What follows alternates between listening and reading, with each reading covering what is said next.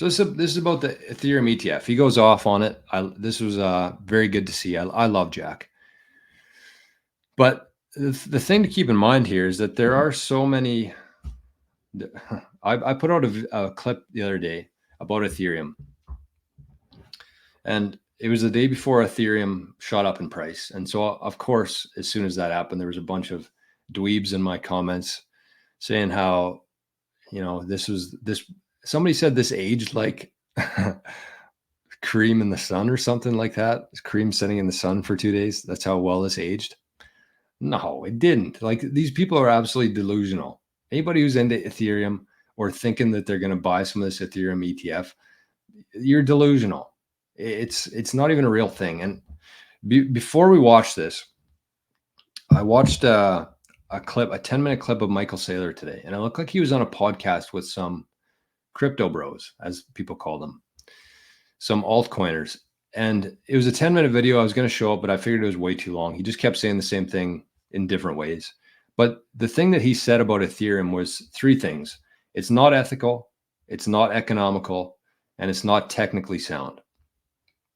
So as I said, he spent 10 minutes saying that in 10 different ways. But this was kind of like the higher level summary of what he said. So Ethereum is unethical because it's an unregistered security selling as a commodity. So it's unethical. These guys have been selling these tokens. They had an ICO. They gave a bunch to their buddies. They control the code, and they claim that it's a commodity, and that's how they're selling it. But in reality, it's an unregistered security. So it's unethical. Second one, he said it was not economical. There's no issuance schedule. And he asked the guys on the podcast, he said, can you guys tell me what the issuance schedule of Ethereum is for the next 100 years?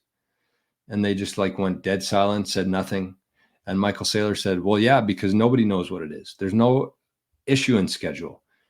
With Bitcoin, we know how many Bitcoin are going to be mined today, tomorrow, a year from now, 100 years from now. In 2136, we know how many Bitcoin are going to be created. There's an issuance schedule there. So it's not economical, and it's not technical. I saw this week that there was a hack. $25 million worth of Ethereum was stolen in seconds. And Michael Saylor said that there's been 15 billion worth of hacks on the Ethereum network in the last year. 15 billion. So it's not technically sound. It doesn't work. So regardless of the Ethereum ETF, regardless of what happens there, it doesn't change the fact that Ethereum is dog shit. Ethereum's the worst token out there. I'd rather people use Dogecoin. And I'm somebody who believes that you should be able to use whatever you want. I just think that Ethereum doesn't really have anything going for it. There's no reason to hold Ethereum. So there's my 2 sats for the day. Adrian says, no force on earth can stop an idea whose time has come. Yes, I love that quote. Mark says, pretty painfully technical. I can help with some setup if you'd like. Is it? Okay, well, that scares me even more then, but I appreciate you. Paul Clark, morning. Brennan says, I love when I join a Bitcoin live stream in a mid-Ethereum bashing. Well, let's get to what Jack has to say, because he says it better than me. So let's see. Here's Jack on Bloomberg. It's 5 minutes, but it'll be the best 5 minutes of your day today. Someone who's really into the Bitcoin scene and what he thinks about the Ethereum ETF as well. Strike CEO, Jack Mallers, always great to have you on the show. Thanks for coming in to the studio. You, of course, very much focused on functionality and building upon Bitcoin. What do you think, though, of a ETF, yet more institutional money potentially coming into the smart contract side of the equation? Yeah, I'm not a fan of any other cryptocurrency outside of Bitcoin, but I think there is a hilarious story as to why this is happening. I mean, I was laughing out loud. It looks like someone went to Gary Gensler and said, hey, buddy, you're not in charge anymore. And you'd have to think why that was. It's because banks and Wall Street are making money, right? Banks get a really bad deal in today's market is they have to buy bonds that are performing awfully. And all of a sudden, they get a free market in this independent crypto thing, and they're actually making money. These markets have life. These markets go up. When governments debase their currency, these things perform well. and they got a taste of Bitcoin, and it was the best performing product that they've ever had. And they're like, oh man, how many other pieces of crap are there out there that we can list as ETFs? And I literally think that's what's happening. It's a way better business to launch crypto ETFs than it is to buy bonds right now, based on the macro environment. So I think someone said, hey, Gary, sorry, buddy. Despite you thinking that these things are securities, we need to make money. And that's what happened. Well, it's funny that you bring up Gary Gensler, because of course the House of Representatives is currently taking on a bill at the moment as to whether it should be the SEC at all overseeing crypto products more generally, or whether it should be shifted. But to your point, whether or not Ethereum does indeed manage to become spot traded with an ETF and money coming in, there's a real organization of some of the documents because they don't want to see staking involved in any way. How do you think about what that means for an investment opportunity? Listen, I'm a Bitcoin guy. I think all of this is a distraction and a load and nonsense. I think what they're trying to do is walk the fine line of how can we justify banks and Wall Street making more revenue on this industry? Because with all passive investing and central banks really trying to price control everything, this market has life. And if it has life, it means there's an opportunity to make money.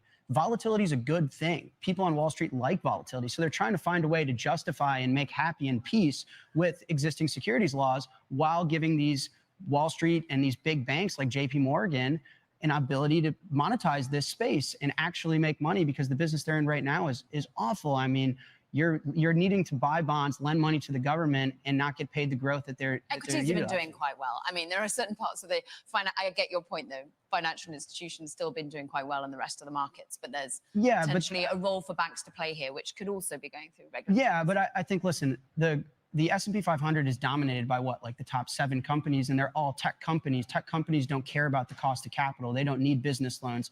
Facebook, Apple, these companies can finance their business with their existing cash flows. And so the rest of the world is in a pain of hurt. And banks right now, their whole job is to take our deposits and buy bonds, and these bonds are getting slaughtered. And all of a sudden they're like, wow, here's a market with life. Here's a market with retail flows. Here's a market that has volatility and that is actually reactive to the outside world. Hey, how many of these crypto things exist? Hey, Gary, accept them all. So I wouldn't be surprised if we got a Shubaduki coin. What did I say on here? We should get a Shubaduki ETF soon. Seriously, I really think they're going to try and monetize it. Jack, let's go back to basics here. There will be members of the Bloomberg Technology audience that push back on, I'm paraphrasing, a spot ETH ETF being the next listing of a piece of crap. There's a standard tagline in our Bloomberg coverage, which is that Ether is the native token of Ethereum, and Ethereum is the most widely commercially used blockchain. What would be your response to that standard line? Sure. Okay. And I apologize to all those I offended. Here's my point. Bitcoin is the only money within the cryptocurrency space. It's designed and treated as a monetary asset. So then what do I think Ethereum is? I think Ethereum is a technology, which you actually just displayed in your introduction and definition of it. Ethereum appeals to developers. They change the monetary policy and the rules all of the time. However, the market often conflates it as a money, conflates it as a commodity. Strike is a technology. NVIDIA is a technology. These things are regulated by the SEC. These things have cash flows. These things have founders, directors, people that set the roadmap. And so when I say a piece of crap, maybe I'm being a bit aggressive, but I think it's distinctly different from Bitcoin. I think Bitcoin can be the world reserve asset, the one money that we use to store our time and energy. And I think Ethereum can be a technology which competes with NVIDIA, but then it gets confusing. It's like, well, what's their cash flows? Who founded it? Who sets the direction? Why does it change so much? And when it does change, why does it change? I think that there's a lot of intentional confusion going on in the story. And as a Bitcoiner, it frustrates me because I'm trying to fix the money, fix the world. And so I think that there's a lot the market has to sort out as to what it actually is and how to value it. Jack Mallers, come back with your messaging and come on the show from San Francisco as well. Strike CEO Jack Mallers on all things crypto. Meanwhile, we do have.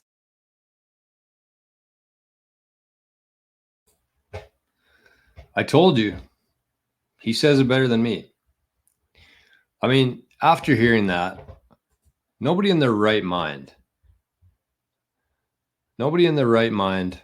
would actually put any sort of hard-earned money into Ethereum. I just feel like a lot of people bought Ethereum. This is my theory on it. I feel like a lot of people bought Ethereum because its price in US dollars is less than Bitcoin. So they see Bitcoin at the top there, number one, 70,000 bucks. And then number two is Ethereum at whatever it's at, 3,000 bucks, which is 3,000 bucks too many. But they see that and they think that they can get more Ethereum with their dollars. And that's why they buy Ethereum. They have no idea what it does. They have no use case for it. They have no idea who started it. They have no idea what the issuance schedule is. They don't know anything about it. They just buy these stupid fucking monkey pictures that they can send back and forth on Ethereum, waste a ton of gas by doing it and money, essentially wasting money, sending these apes around. And it's not feasible. And that's just one point of it. That's just like the technical side of things. But the other point is that it is a security because they had an ICO. It does not pass the Howey test. And that's a very important aspect of this, because for the last 5 years or however long Ethereum's been alive, it's been trading as an unregistered security. It's a security. It's basically just a tech company that has a token. It's a security. And so what's going to happen if they deem it a security, which they should? If not, I don't really understand what path they're going down here. But if it's deemed a security, then all these exchanges are going to be in big trouble. And every token that runs on Ethereum is going to be in big trouble.